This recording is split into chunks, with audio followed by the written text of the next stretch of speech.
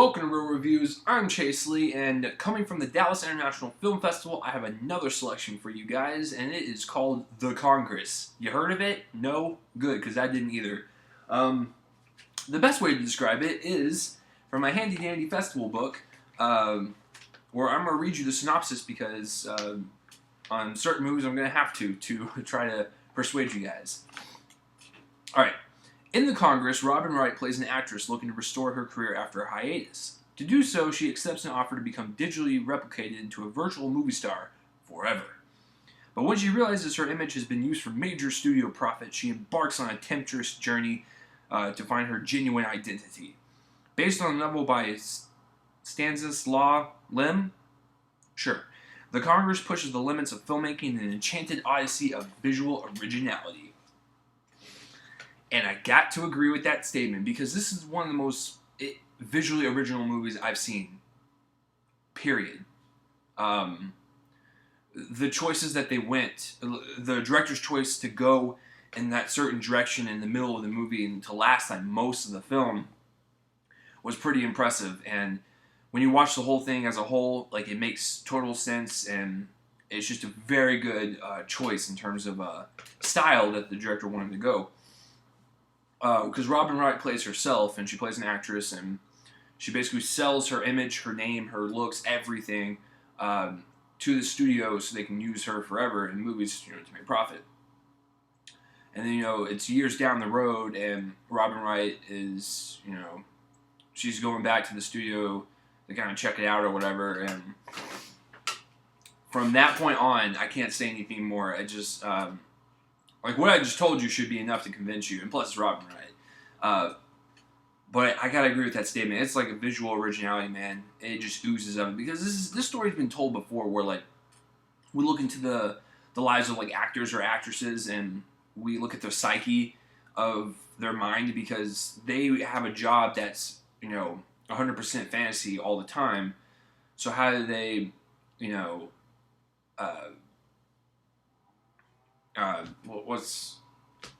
how do they, like, separate themselves from their job in fantasy world versus reality? And I think that this movie, it takes that. It's a very basic premise, but it just, like I said, it just oozes with originality and visual flair to where it felt fresh.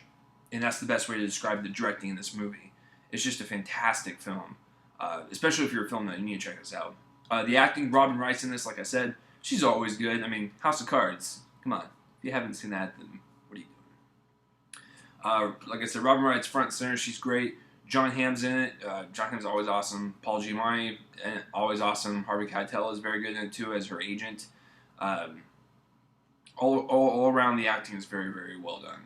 I was very impressed, because this is something completely different that I've never really seen from any of those actors before, so that's always good. The cinematography is very good, and from when Robin Wright's character 20 years later goes to the studio to kind of see what's going on, from that point on, it gets trippy, and the cinematography is actually pretty gorgeous sometimes, and it's very, very unique, to say the least, and that's all I'll say. I don't want to spoil anything.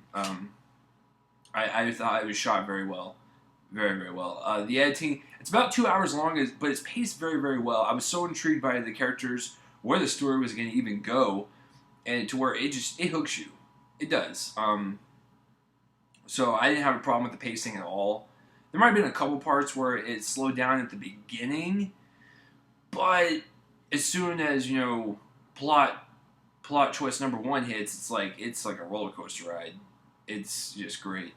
And the music is fantastic. The music sets the tone for every single scene. And there was a couple scenes where the music was going on, and I almost shed a tear because, like, it was just, like, beautiful music, and, like, what I was seeing on screen was, like, awesome, and, like, there was a plot twist in the story, and, like, it was really good music. I really enjoyed the score to this film.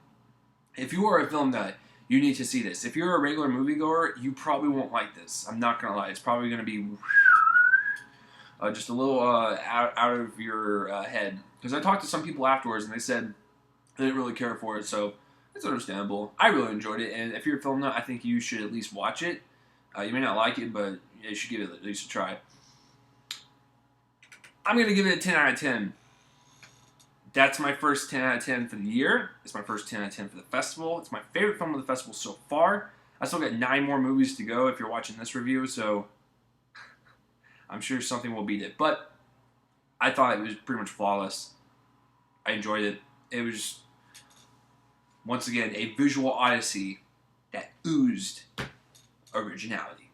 So, have you heard The Congress, and have you seen it? If you have, comment that playlist right below my face and let me know. And as always, thanks for watching more reviews. I'm Chase Lee, and tune in next time for whatever I review next. See you guys later.